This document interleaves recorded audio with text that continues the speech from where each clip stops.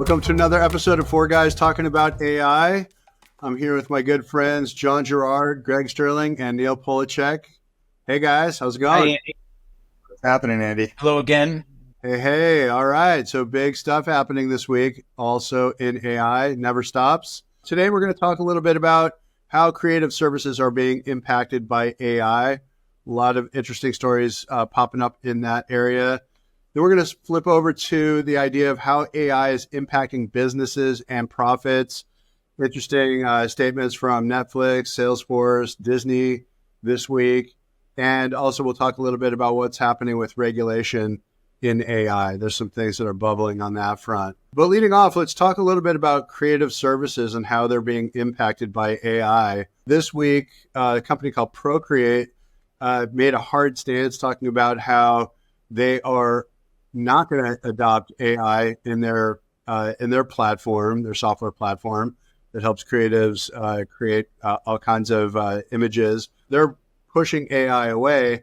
Meanwhile, on the other end of the spectrum, you've got companies like Runway ML that just released a new video generation algorithm that makes it super easy for companies to create really interesting high-end video content using their AI platform.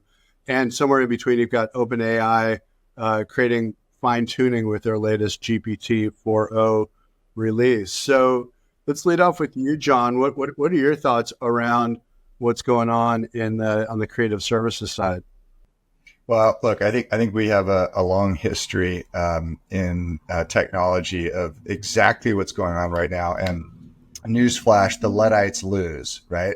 So, so basically, you look at any technology over any length of time, and the people who've dug in their heels and said, you know what, we're not going to go that direction. We're going to preserve it the way it was. They go away. They go the way of the dinosaurs. A good example is the film industry, right? So first silent films, the theater people are the ones who are disrupted. This is never going to be an alternative to the live human being. Well, guess what? Like theater as it was known changed as a result of film. And then silent film goes to talkies is what they called it, right? You add audio and all the silent people, film people are like, talkies are never going to be a thing. We're never going to have to go there. Well, everybody who held on to that belief went away. So this is just the same story, in my view, the same story playing over and over. And if you're saying that and trying to sort of plant your flag in the hill, I hope it's just a positioning statement and not a real description of your strategy. Because if you have no backup plan, it's game over. That's my view on it. Totally agree. I mean, there's tons of history that proves what you're saying is correct. And it's interesting when you have a company like Procreate, they're probably generating somewhere, I don't know, $30, $40 million a year in revenue. And they're an early adopter of technology. They create a digital painting app for iOS and iPad. So you'd think that they would be an early adopter of AI because they're on the forefront of creating these apps. It's kind of a head scratcher that they would say, no, we're out. We're not adopting AI. It's something that's so disruptive that I don't know that they can afford psychologically to say we're adopting it. I think that's how this stuff goes. You know, we were talking before the show about the blockbuster phenomenon. You know, like they had every excuse in the book for why it was important for people to come to a location and like how culturally important that was. And I think they actually probably believed it. And I think in the same way, I suspect Procreate believes that the position that they're taking is the right one. And then the data is just going to show otherwise. And then, hopefully they have people there who say, look, we had this belief and the data doesn't support it. So we can either cling to this belief or we can follow the data. Like I said, hopefully the data people have a loud enough voice there. But industries for years have held on to their belief, and then it gets disrupted, and then they get moved out. This is nothing new. Yeah, Neil and I, Neil more than me, but also me, did a bunch of work in the sort of directory Yellow Pages industry early on in the, 2000s in the early days when it was unclear what was going to happen between search engines and Yellow Pages, right? Today it's a kind of a laughable discussion, but it was not a foregone conclusion. In the early days, Search engines didn't have local data. They didn't have humans to reach out to business owners. They didn't have a way to acquire advertising revenue from these businesses. So there were a lot of things that favored directories, and directories kind of were just really like the innovator's dilemma. They were really just wedded to the revenue stream of the traditional super high margin business. It's not exactly the same as the Procreate example, but it's kind of an example of people resisting a new technology until it's too late and then being disintermediated by somebody else who's more aggressive. And that industry was really turned upside down by the sales model that just didn't work anymore in the new world. So sales models that exist today in SaaS are not going to exist today, tomorrow in whatever technology, AI. The best thing that could possibly happen here is for such a massive disruption that they have to pay attention. I mean, one of the problems with the yellow pages in the newspaper industry was this sort of 10% erosion every year problem, right? Like it's pretty slow death. It's a little easier. Yeah, the slow death. It's like if you're bleeding out for, over 12 years, like it's easier to go, well, it was another 10% loss this year, a decline, but maybe next year it'll be better. But, if you get a 50% haircut in 16 months, there are heads rolling at the executive level, and there's political will to do something dramatically different. Yeah. Well, since with all these tools that are coming on the market and even baked into the new Google Pixel phone with all the AI image generation and changing the images however you like, that's going to disrupt a company like Procreate. And for them to take a hard stance on that is kind of like ensuring your own demise, in my opinion. I mean, we'll see what happens. Yeah. There was a company in the wedding photography business that owned all wedding photographers used. And technology moved, and they didn't stay with it, and they got completely disrupted. But they literally owned the space, lock, stock, and barrel.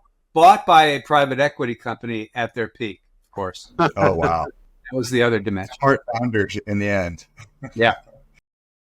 Having said all of that, I think there are other factors. I mean, there's in the technology industry, there's this sort of bias in favor of the best tool, right? So the most useful, effective tool will win because it's self-evident that that's better than the existing thing. This is not the Procreate example necessarily, but there's a lot of inertia around using what is familiar and what is already being used, which is where the existing big platforms like Salesforce have something of an advantage. Everybody's trained on it. It's well established. There's an ecosystem. Even though it's, I'm not a Salesforce user, but I've just heard complaint after complaint about it. You like the stars. But yet it's not the best tool, but yet it's entrenched. And so that is a barrier to change. That is a countervailing force here, but that's a sort of a tangent. I'd kind of introduce one other interesting theme that I think may play out over a much longer term. It's probably not going to perk up enough in the short term to make much of a difference. But, we're talking here a little bit about backlash. It's about people saying, whoa, on the AI thing, like this is a little creepy, a little weird. Ultimately, I think in the short term, the benefits of being able to generate something quickly at, 1% the cost is going to cause the market to move very strongly towards this stuff. And that's where the Procreates of the world get disrupted. But over the longer term, and there's actually some much smarter people than I am talking about this, like Mark Andreessen sort of talks about, we may very well see a disproportionate value attributed to human created stuff, and in particular stuff that only humans can create. And in his sort of way of describing it, we're talking about like sort of artisanal stuff, like actually physical, like likely sort of physical things that are outside the reach for the moment of AI and robotics, and that all of a sudden that has a crazy premium because it's not as easy to get a hold of anymore, and everything else is essentially free. So that may actually perk up down the line at some point. I don't think we're anywhere near that. I think we're going to disrupt everything and all the sort of creative ecosystem and landscape and the creatives themselves first, and that it may take 5 or 10 years for the sort of revenge of the creatives to start to show up. There's a kind of analogy with service, customer service and service in different organizations.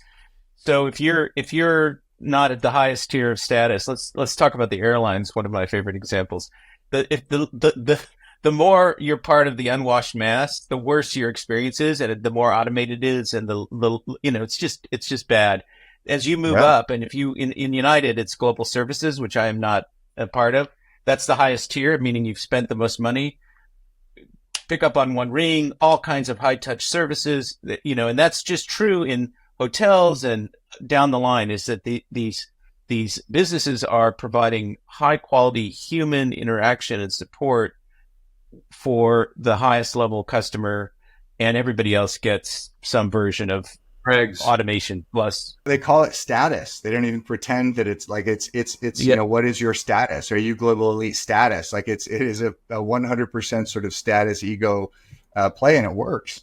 Right. And anyway, we could talk for hours about that issue, but there is a dream, at least not to digress too much. There's a dream that AI can to deliver a highly personalized, positive, and efficient customer service experience to. I mean, we were talking to Zendesk about this, to the customer. It's not there yet, but that's the North Star, is that AI can resolve all these customer issues in a way that isn't cookie cutter or IVR with text kind of thing. We'll see what actually materializes. They've been talking like that for a long, long time. I might sum up this theme with one of my favorite quotes from the last couple months, which is, I don't want my AI to do my art so I can wash the dishes. I want my AI to do the dishes so I can do my art. Yeah. Love that one. Yeah. There becomes this premium on human generated experience. And I think it's more experiential than necessarily content, right? So like live performance, live experiences, human to human kind of experiences. I think that is the first out of the gate to get the premium. I don't know how much people are going to appreciate human generated content versus AI or synthetic content over time. Depends on what it is. Depends on the category, I think. It does. It does. Yeah. On that, human interaction, I read a thing by, I think his name's Peter Wells in the Times. He's retiring as the restaurant critic. And he said technology has made going out uninteresting because there's no human touch left. You get your reservation on an application. You sometimes do your QR code. I mean, he said it's just the menu. Yeah.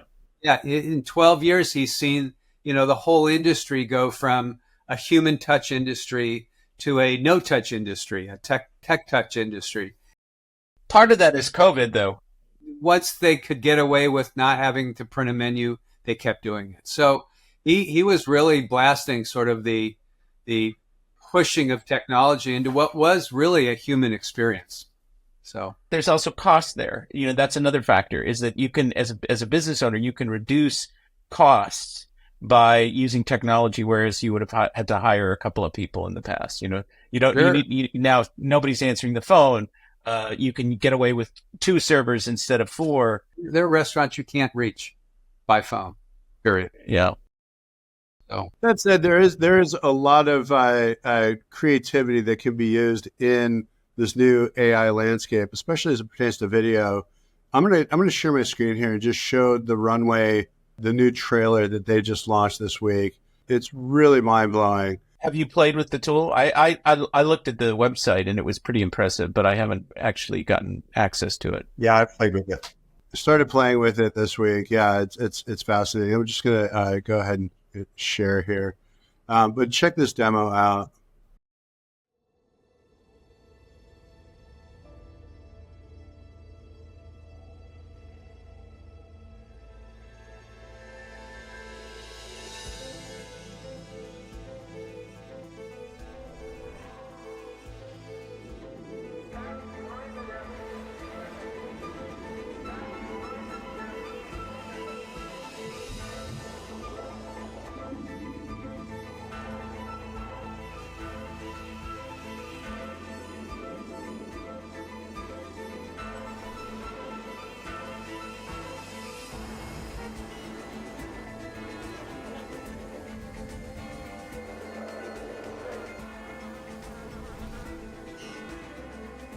Yeah, it's very impressive. I mean, if that in fact is their technology at work and not some very elaborately produced demo, which sometimes is the case, but that's very impressive.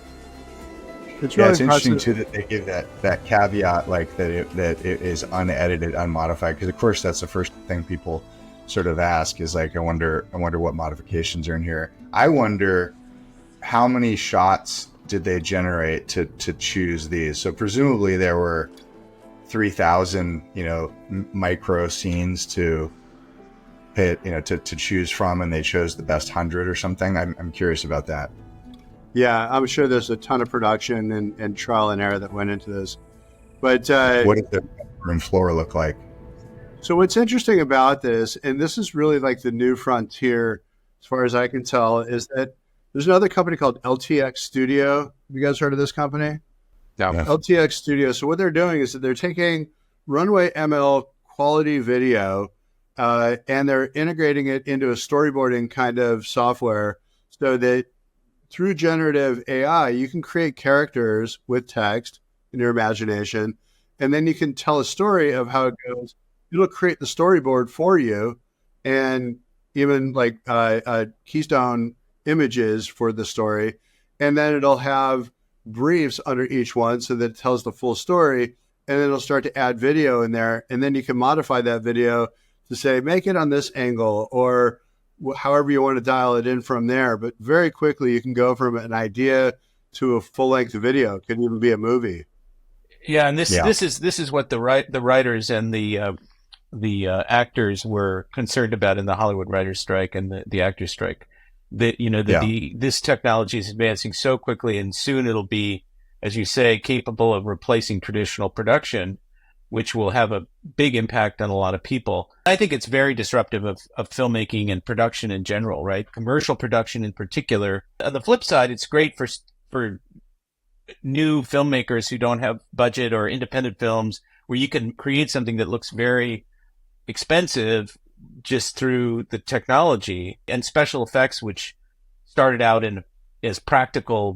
Star Wars was a bunch of models.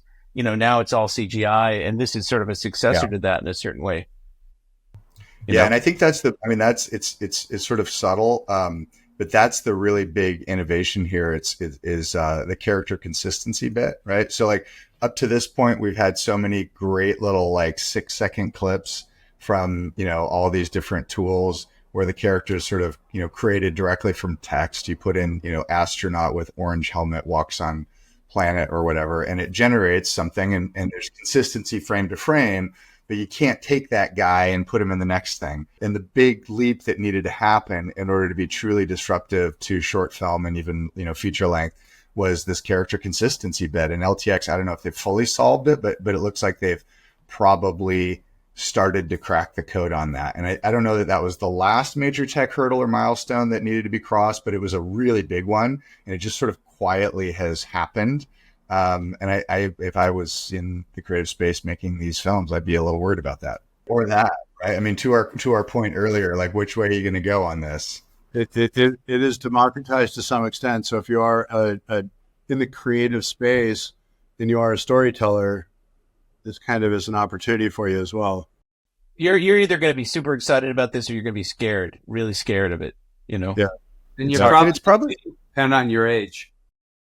Depending on your age. I think it'll also depend on your position in the industry, right? So like the other thing that's happened historically is it's the top 1% of creatives, performers, authors, musicians, like whoever, that actually dig in their heels and say, no, I am not joining this. And it's the upstarts, it's the people looking to break out who are like, oh, what the hell? I'll give it a shot. I don't have anything to lose. Exactly. And they become the disruptors. And so, and then, I mean, we've talked about this before, but this happened a little bit on the music side with, adding your portfolio, your library to Spotify. Like, there were a lot of holdouts in the top 1%, and all these guys at the bottom going, hey, get me in there. This is going to be big. And then at some point, everybody has to join. So maybe some version of that. It's been happening forever. I mean, even if you go back to like Bob Evans' days in the late 60s, when he was like, we're going to just redefine filmmaking. We're going to make Easy Rider. We're going to make Apocalypse Now. And we're going to make those kinds of films that are, they're not Hello Dolly. They're not, these kinds of films that were in the generation before, where they completely changed the landscape of filmmaking and used a lot of technology that was available to them back then to tell those stories. So here would be a wild thing. What if somebody like Martin Scorsese, who's got, if we're lucky, 2.5 films left in him, maybe closer to one, said, you know what, I'm all in on this, and we get 20 more Scorsese films before he checks out. That raises an interesting point about sort of emulation of a certain kind of style, right? Sure. I mean, we've got all these sort of AI voices that can imitate or mimic existing people, and AI can reproduce images that look very much like, either identical to or very much like existing people. And so is it going to be the case that you can say, you create the story or the characters and the rudiments of the story, and then you say, I want this to be presented in the style of Scorsese or Tarantino or whomever. Texas style barbecue versus Louisiana style barbecue, This will raise an interesting question too, because I mean, this is already playing out in the music space, where you actually can't mention Taylor Swift or AC/DC or whoever when you're asking for the song, but you well, that's because of the copyright issue. That's copyright, right? Issue. So but you can say modern female pop singer, songwriter, vocalist. Wink, wink, wink, wink. Wink. So, and it raised the question, like, is Scorsese's style protected in the same way that Taylor Swift's style is? I don't know.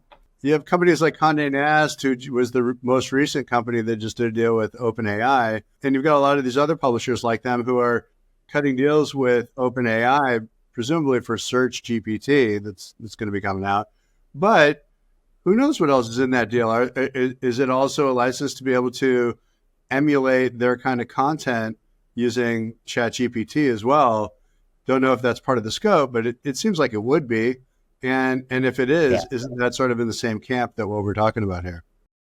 This is that little and their likeness clause, right? Sure. That presumably a lot of the and their likeness didn't mean a whole lot, up until about 2 years ago. And now all of a sudden, that could be everything. That could be the whole ballgame. Well, you can just hire somebody once, and if they don't have any negotiating power, you just use their voice and their image again and again and again. You create some character in a franchise story that has multiple installments, and that character shows up, and the actor is getting minimal compensation for that, and they're appearing repeatedly.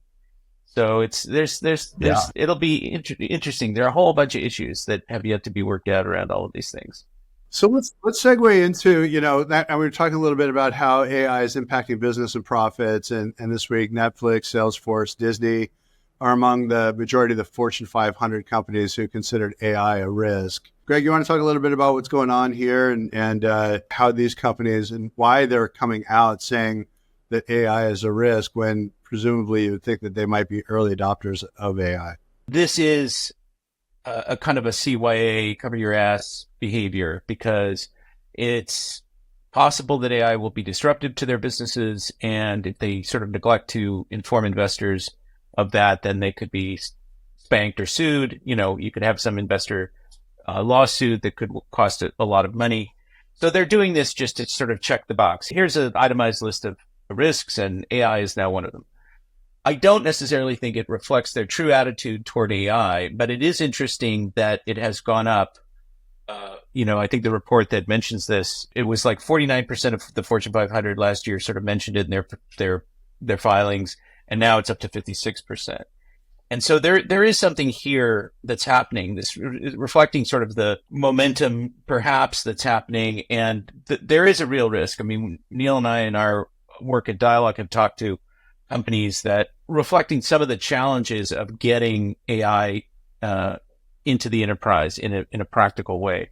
So, perhaps there's some danger that they won't react quickly enough, and somebody will, this Disney in particular in this example, these AI video tools. You think about all this. Disney owns Pixar. Disney owns, does all this animation. I mean, this could be the future of animation, right? And Disney could embrace that and lay off their entire, the hundreds and hundreds of people who create computer animation and hand-drawn animation, which has not done that much, or they could resist. So there's something real here, reflective of momentum and reflective of some of the challenges in the enterprise. And then there's something that's really just a kind of a straightforward compliance thing.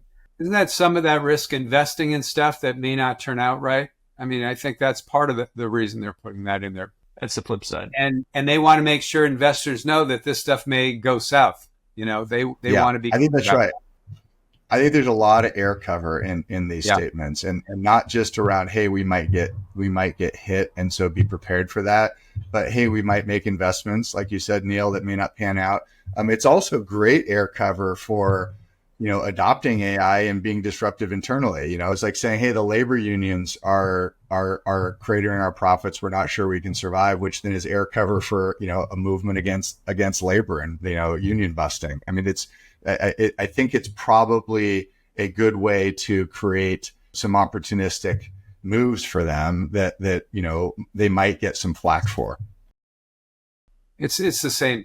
There's a lot of pieces of risk, and there are a lot of ways to position that and think about it. And by the way, it's also real, right? Like, yep. I mean, I don't know if like the risk of streaming showed up in Blockbusters, 10K back in the day. Presumably it did, and they talked a lot about it. They don't do 10Ks anymore. So like these risk statements end up being, prophetic and important sometimes.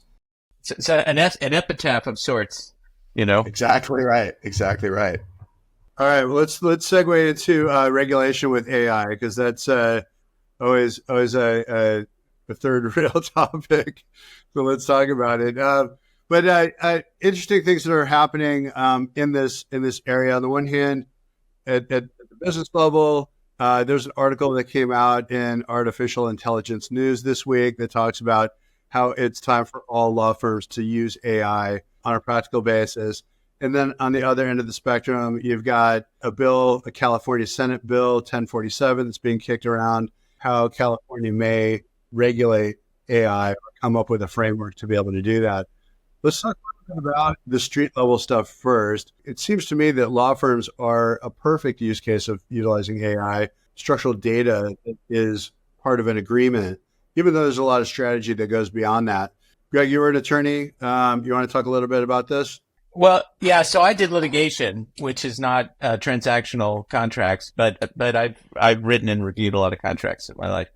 I mean, I think that the legal profession is obviously ripe to use AI in a variety of ways. They've been using software now for a long time. Basically, since I got out of the profession, software has become a bigger and bigger part of the practice, especially for people who are drafting agreements repeatedly, which I liken to a kind of Mad Libs example where you just fill in the relevant variables and then do some tweaking. It's funny when people write contracts, there's just so much garbage in contracts these days, clause after clause after clause, confidentiality and this one and that one and the other. They just stick them in there. It's just all boilerplate. Nobody's really reading it or paying attention. So that's an editorial aside. But I think that the legal profession is well suited for this. The foundation of using software is already there. The question in my mind is, like, what exactly are the use cases? Because legal research is certainly one. Writing contracts is another. Drafting legal briefs, it might be one. But there's danger because of hallucination. If you're like an associate on a litigation case, right, and hypothetically you spit out a draft number one of some response to a motion to dismiss, it's complicated stuff. You better be damn sure that the AI is interpreting the cases that are cited correctly and that the cases that are cited are real things. And so in a way, it doesn't remove any of the burden on the human, because you have to know what the case says. You have to make sure that it's being cited in the right context and it supports the position that you're taking. So I don't see how that's labor saving in that context of litigation, but I'm sure other people who are thinking about it more deeply than I would disagree. But yes, it is an area where there's an obvious opportunity.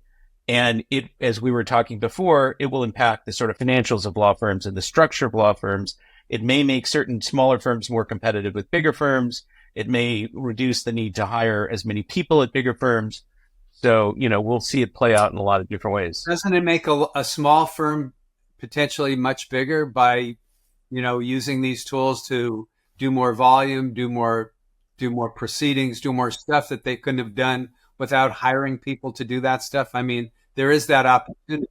Potentially. In the end, a lot of lawyers are getting, if you're a big firm, right, if you're some very high, international, national firm, you're going to get business from corporate clients based on your reputation. if you're a smaller firm, mid-market firm, smaller firm, same kind of thing, but you're more competing. Yes. So that's the arena where there may be some real leverage here.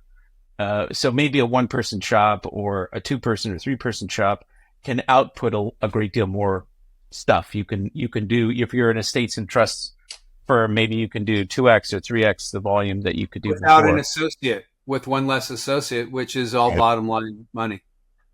All bottom line. Right. AI in theory could do your grunt work, and you could do the polish. In theory, I think that's what that's what it's doing. Well, I say in theory because I invoke the accuracy issue. Now, on the contract side, it's easier because you can just pump a bunch of forms into training it, right? Here are the standard agreements in this category and that category. And then you can say, I want a trust that has these details in it, and it'll spit something out. And presumably if the training data are good, then it'll do a good job, as opposed to drawing from the internet or something. When I was talking to my lawyer friends, the partner, the older guy my age, he wasn't using it at all, but his associate, he was using AI all the time to at least get to get farther along than he would have otherwise. And that's money. That's fine. I wonder if, like, we've talked a lot about this actually in the creative side as well, where, who is capturing the efficiency, right? And in this context, we're sort of talking about a law firm being able to do more work, presumably billing at the same rate or somewhere, and I wonder if there's some model here where it's transparent, like where, hey, this is a $450 an hour lawyer. You pay $250 if you're okay with the AI assist. I mean, it's still their time. I get that but the effective rate, like this is going to take me 10 hours at $450. If it's just me, if we do the AI assist, I'll only spend 6 hours and I'm going to pass most through you. That's the disruptor position. We can do the same work for you for half the price, right? And disclosing the AI element of it, I guess, is what I'm saying. Like, hey, if you want this 60% of full tab on this, we'll do the AI version. I actually would say yes to that, to be honest. I'm working with some lawyers right now on a business. I would, if they said it's going to be 60% our original estimate, if you let us use AI, I'd be like, great, let's go. I think McKinsey's going to go down this path too. All the consulting firms that do, big decks that say, here's a $250,000 job. If you let us do AI, we'll do it for $125,000. I think that's very much going to happen because that's how you build those budgets. You take people and time. Build those budgets. This is a force of nature at this point. I think, John, you're right on. And I think that what happens is the same way you had a couple of like LegalZoom that came into the market and became the 800-pound gorilla at their stage of the market. We're in a place right now on the services side of it. So they're not so much services. They kind of went into services a little bit more. But now on the services side of it, what you're going to have is a company that comes in and says, hey, we've operationalized all of this. We've got really good at routing each one of these requests from customers to say, this is the workflow that needs to happen underneath each one of these requests. And we've optimized that so much so that we've created efficiency that we can pass on to you in cost and transparency in how we do it. And the net result of that is you're going to get a fraction of the cost of what it would normally cost. And if you need somebody at a senior level to advise on something strategic before you even get to a technical level of having an agreement, let's say, then there will be a cost for that. That might be your premium. But in the legal field where you have such arbitrary pricing in the hundreds of dollars per hour, whether it's $300 to $3,000 per hour. Hey, man, the law school is expensive. You got to pay off your loans, I get it, but do customers need to pay that? Do they need to be the ones that carry that bag or, and so I think you're going to have a company that comes in and says, hey, actually, none of our staff carries that. And because of that, we can offer you a service level that implements great workflow, optimized pricing, AI, and also best-in-class attorneys. Yeah, one of the things that we didn't talk about that we don't need to talk about because we're coming up against time is the operational side of the business. That's where a lot of efficiency can be captured, not the client-facing side. Just managing, not the content side, but just managing the client relationship, lead generation, et cetera, et cetera. All of that stuff, internal organization, workflow, as you say, AI can be very supportive in that And creating context. a better customer experience in the same process, Yep. right? So notifying the customer that normally wouldn't get notified because it's relying on a human today, that can be automated to say, hey, your agreement is now at the next stage and it's gone from the senior attorney to the paralegal to whatever the next stage is after that, and it'll be delivered to you on Tuesday. Of course, Yep. the risk is unless you go up through the legal practice and learn and experience a lot of cases, who will come out on top and be that senior attorney to do that advice for $3,000? If there's a de-skilling sort of across the board here, there's a de-skilling risk, right? If you're just babysitting AI and you're not really developing your chops fully, your intellect, yeah. I mean, people, I learned how to do legal research with physical books, right? Yeah. And I suspect nobody uses books today at all.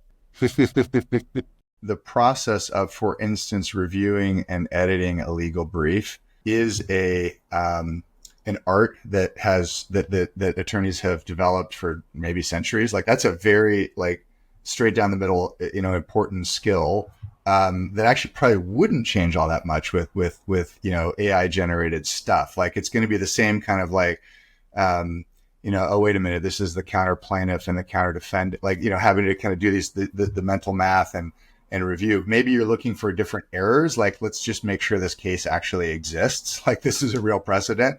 But I suspect that skill of editing AI is a lot like the skill of editing human content. Yeah, undoubtedly. So in our sort of final minutes here, Andy, what do we got? Yeah, so let's wrap up with something that we are all inspired by with AI this week. I'll lead off. We were just talking about operationalizing a lot of these details as we redefine the legal space on this conversation. But to me, I'm loving the automation that can be created using AI and using some workflow management tools to be able to create better customer experiences. So services like Zapier, Make, that stitch together APIs to create new workflows that are typically highly manual. And because they're manual, things slip through the cracks or the output is highly differentiated. You can create consistency with those workflows and efficiency. And that's a trend I think that is going to be seen in a lot of efficiency across companies. And those who adopt it early on are going to see margin sooner than others. So I'm inspired by that. It's really interesting to see. Greg, you wanna lead off with something that inspired you this week? I had a conversation with Raj Singh, who is the creator of Solo.ai, which is a Mozilla project. It's a website, it's an AI-driven website creation project that's very simple. Without going into all the detail, he's a sort of a serial entrepreneur who's done a lot of different kinds of startups, very smart guy. And, he's created a kind of a truly disruptive product, although it's being subsidized by Mozilla. It's totally free. It takes 5 minutes to create a website. It looks pretty good. It solves a significant problem for a lot of small businesses, and it's truly disruptive because it's free. It's totally free. There's no upsell. We had an interesting conversation about the difference between kind of the features, feature creep, and how keeping a product simple versus adding in additional things. It was just very, very interesting. And so this is a problem that has existed for more than 25 years or 25 years. Like, how can I get a website up quickly that's professional enough and isn't complicated, doesn't cost a lot of money? And so this is a product that will work for millions of small businesses. And his competitors are Wix and Squarespace and WordPress and the big incumbents. Their business models are just really padded. They don't reflect their costs at all. So it's a truly disruptive product. The question is, can he build enough awareness with a very, very small team and almost no budget to get enough adoption? He says they're getting adoption based on no marketing today, but he wants to ramp that. So we'll see. The entrenched competitors are very powerful, and this is a disruptor. We'll see what happens. It'll and it won't be bought because it's not a startup. It's a Mozilla product. Interesting. Yeah. Neil, you want to go next? Well, I just think, in conversations we've had this week, it becomes even more clear to me that small businesses are adopting this stuff faster than these large corporations because there's no resistance. They have to do They have this. no legal department. They don't have a legal department. They've got to get their time back. That's their most precious thing. They got to get their time back, and they're going to keep playing with these things and figure out what works for them and what doesn't. And that was proven in our call with the guy at Zendesk, Greg. It's really interesting. There's this question about whether or not this is really just a technology that's being overhyped, or whether it is as transformative and disruptive as we're sort of saying it is. The question is always of the time frame, but it really does look like this is a tectonic shift that also is true in mobile and the internet. This is not Bitcoin. This is not VR and AR, which are interesting, but not monumental changes in the way that things happen.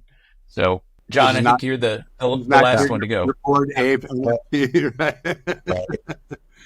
What I would say is amidst all of this, very clear disruption to businesses and the craziness surrounding that, and the questions about who's going to win and the head scratching around compliance, is just AI's ability to generate delight, just pure delight. And I've gotten in the habit now of creating an AI birthday song on Suno for every important person in my life when, on their birthday.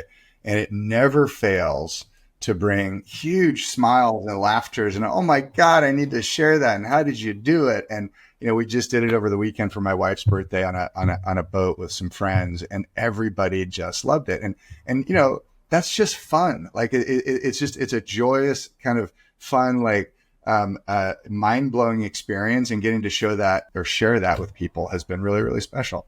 That's great. Yeah. Love it. All right, guys. Well, great discussion today. Thank you. And thank you all for listening. We'll see you next week. Have a great week. Have a great one. Bye-bye. Thanks.